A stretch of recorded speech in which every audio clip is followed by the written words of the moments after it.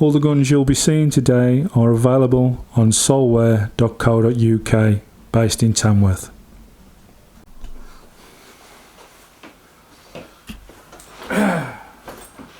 Hello ladies and gentlemen, we're here today. We've got the Gamo Coyote Tactical. If you've been a follower of the channel from sort of day dot, you'll know the first ever PCP Battle League, it was a Gamo Coyote that won it in 2-2, but that wasn't the Tactical, and as I say, it was a 2-2, this is a 177. The one that won it was the wood-stocked standard Gamo Coyote, and it won it really well. It was a fantastic gun, that was. I had plenty of sport with that gun, where I also had plenty of squirrels, rabbits. I had a bit of everything, with a bit of rats as well. I had quite a bit of, but somebody gave me an offer I couldn't refuse for it, to buy the gun, and I let it go. Hopefully they're still a subscriber now. They was a subscriber at the time. But today, this is the Gamo Coyote Tactical. This is obviously like the plastic stock with the rubber inserts in. It's a little bit more rugged, and you'd say it's a little bit more for the outdoors. What we'll do today, we'll put it through its paces. First we'll do its 135 test. If you're new to the channel, let me explain how that works. Over 3 targets, the maximum score you can get is 135, hence the name, the 135 test.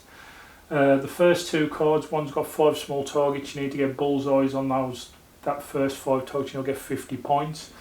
The second target is just a straight target card, and you need to get 5 shots in the number 10. They'll get you an extra 50 points, so 100 there. And the last card, it's called the rings, the top row of rings, 5 points for each shot on that. And the last shot is called our bonus shot, that's worth 15 points. That is just over the size of a pellet. That's the big shot, that's the one that you really need to hit. We say if you get over 110 it's a pass. Anything under that you could do better and need to do better. So let's get it out there, let's get it tested for accuracy. Then after that we'll put it over the chronograph, see what kind of power it's pushing out, and then finally I'll give you my review on the gun and tell you exactly how I feel about it. Let's get it out there. Okay, our first 2 cards are up there. Here we go, first shot, top left hand corner.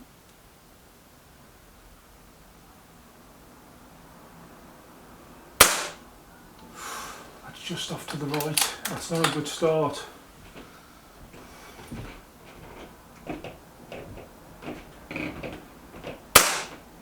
That's a shot, however.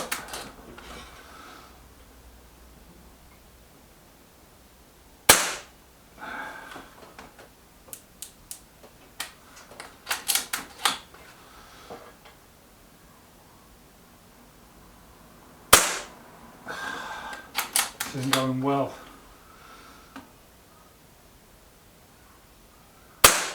That's a better shot. Well, let's see who gets on with card 2.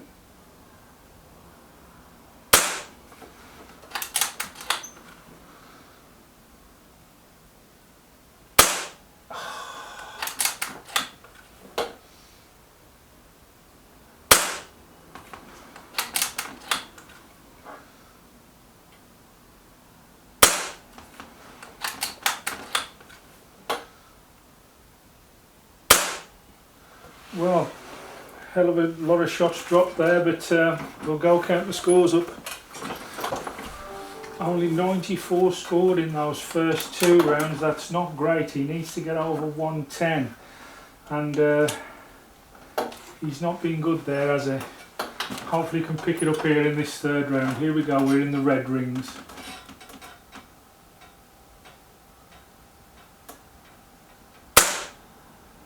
I think he might just be in there.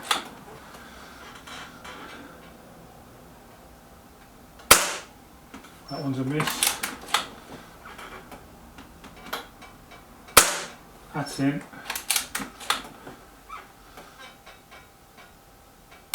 That's in. Needs this really. And gets it. Well, I felt a bit worried for him there. I thought he was going to fail the test, but he's not. He's pulled it through. I think he may have scored 30 in that last round, which will give him a 126. I'll just go and check on that score. Yes, in that final round he scored 30, so he got 94 off the first two cards, 30 off that one. It's a 1-2-4. It's a pass. It's not a brilliant pass. He does seem to waver a bit here. Sometimes he's on perfect target and sometimes he's a little bit all over the place. Hard to say why at the moment, but he's been through a pellet test and everything else. He's got a pellet that matches him well, but for some reason he does seem to do a flyaway. We'll now stick it over the chronograph, see at what power he's pushing out. If there's a little bit of fluctuation in the power over the chronograph, that might explain why he's not really that much on accurate target, but usually these Gamos are really good, I've got to admit, on power, but we'll see. We'll get it over the chronograph now. Let's see what he does over our chronograph. 5 shots, here we go. First shot, 232. Shot 2, 231. Shot 3, 230. Shot 4, 229. And shot 5, 230. So 232 to 229.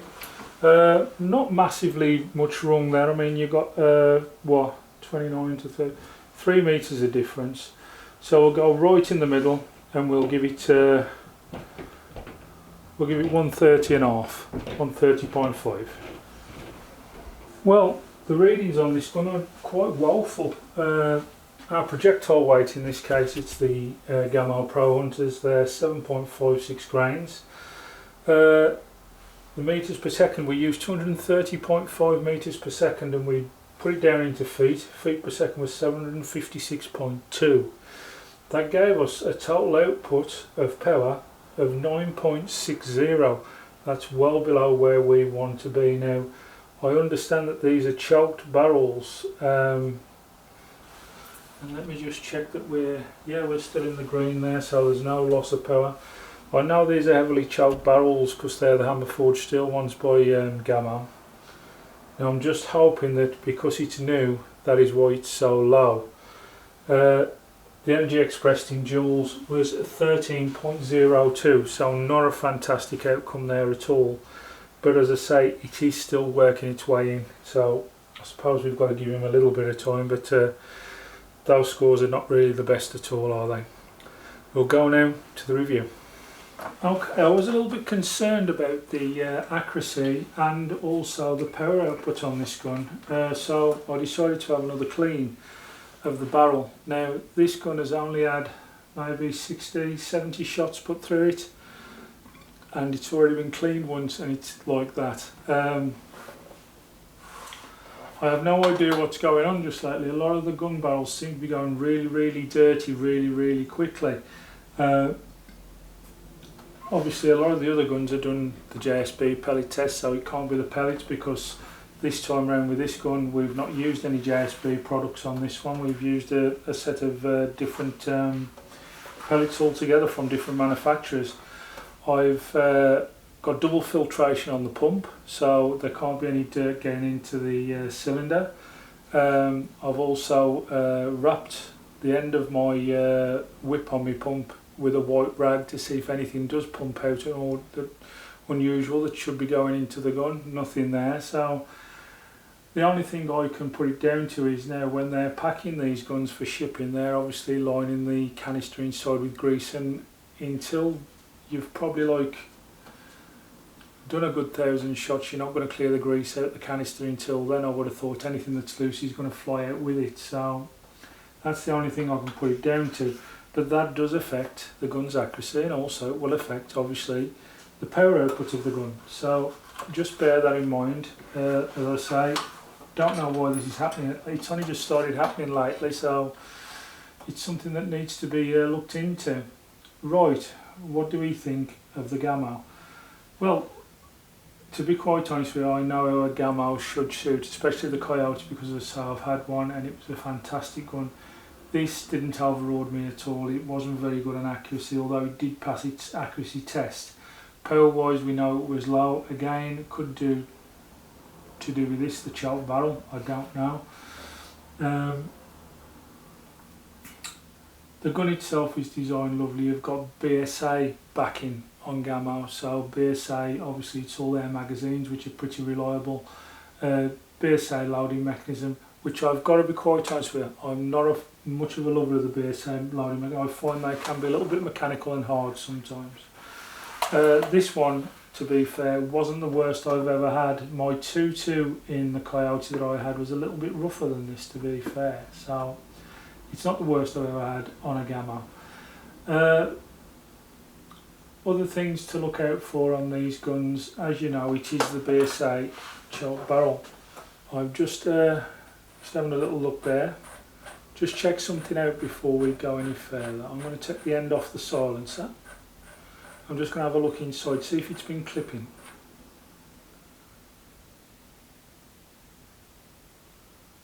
No, there doesn't seem to be clipping. So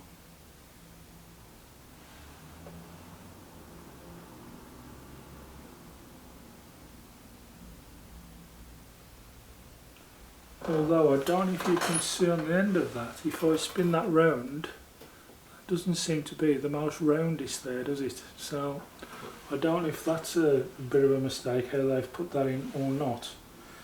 Hard to say. But I can't see no damage to the silencer. So it's not clipping. It's just another thing just to check. Screw that back together. All in all, this is a gun that's designed to do what it says. It's tactical, which means it'll be great for out on the farmyard. It'll take a few knocks, it'll take a few bangs and still be there for you. That's exactly what you want out of one of these tactical guns, really. They're meant to be a little bit abused. They're not like the wooden ones where you can, you know, hang them up on a wall and they look quite nice to show your friends, or the laminate stock stuff for that matter as well. But this, being in black, being in mainly plastic and rubber, as I say, the grips are rubber, it can afford a few knocks and bangs about. I do like these Coyotes, however this one hasn't enthralled me at the moment, but you never know, it might win me over.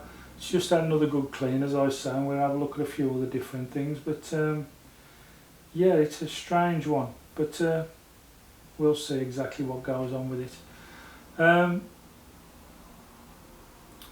Looking forward to see how it will do in the Battle League. Hopefully now it's had a clean and it's a little bit more eager to go. Perhaps it might be a little bit better, who knows. But that's all to be seen. I've not filled this gun up since we've been shooting. We've done the pellet test challenge on it, and we did the test and review, and also put a few test shots through to tune it in, don't forget, because after it's got a pellet, needs to be tuned into that before it goes into the test and review. So all in all, it's probably took about 90 shots, and there's still a bit of air in there, so it's not too bad on the shots. Well, with a shot count, should we say, more than anything else. Typical Gamo affair, really. I mean, you've got to look at it as it's a good gun. You do need to watch that. The frame that goes over the barrel, however, they are known for getting knocked and you lose your zero quite easily with them, so you've got to be very careful with these. I usually loose them right off, so if the barrel does get knocked, it just bounces back to where it come from instead of getting held in the clamp. It's just an idea if you have one of these, by the way. But yeah, if you all of a sudden think to yourself, where's my zero gone, always check that first. It is the one to look at. They are known for it. But that's just a little warning, something to look out for. Your safety is just in front of the trigger. I know a lot of people don't like that idea, but that's where it is on the Gamo. 232 bar fill, obviously in the tank. Standard BSA Gamo thing, that is 232. Now, one thing that I always do moan about Gamo and BSA, one single magazine, and the magazines are not cheap for these. I got one from JS Rams Bottoms and they were about £32 I think, but if you're looking in a gun shop to get the extra magazines for these, you can pay up to 50. They're not the cheapest at all. So look out for that and put that into your budget. You'll also need a scope and you'll need a silencer, in this case to keep the gun short because it's quite a long gun. We went for the Get Shorty by Air Force One, which are okay, decent little, but they're a small silencer. I've got a cat's eye scope on there, which is 4 to 16 by 44. It's illuminated and it's an AO scope, so that gives it a decent chance of doing well. You've obviously on the end here got a really heavy rubber pad on the end. You've also got the adjustments there, front and back, to lift up the cheek piece to get it settled to a place that suits you better to marry up with your scope, so that's a good idea. That's possibly all I can tell you. Would I buy one? I'd buy one off the fact that the first one I had was absolutely brilliant. This one hasn't enthralled me so much at the minute, but I think there's a few little hiccups and bits and pieces there that I need to find out with it to see what's the matter. Now as soon as I find out what's wrong with it, I think it'll operate better. So we've got to take, although it's our test and review, we've got to take today as a bit of a pinch of salt. I think things can only get better with the gun. And as I say, we did have dirt in the barrel, which could have affected the accuracy. Hopefully now we're back to normal and we're ready to crack, and it should give itself a fair chance in the Battle League. Right, at that then, just having a look down the silencer there, making sure there's no problems. Doesn't seem to be, seems quite good. Right then, that's it. We've done an accuracy test, we've done a power test, I've had a little bit of review of the gun. I would recommend one, as I said, but it's only on the fact that I've had one before and it was brilliant. This one doesn't seem so good at the minute, but it may get better. We'll see how it gets on in the Battle League, that's all I can say. Thank you all for watching, see you soon in the next one, bye bye. Just thought I'd add to this video, just before the end, I had a bit of a play with the gun later on. That's not a bad bit of grouping really, over the 23 metre stage. That's with altering the scope as well. But I managed to keep them all inside the 5, and in the end I was more or less on the 6. So probably, like, with that bit of a clean, it's probably a little bit better now, so hopefully it performs for us in the Battle League.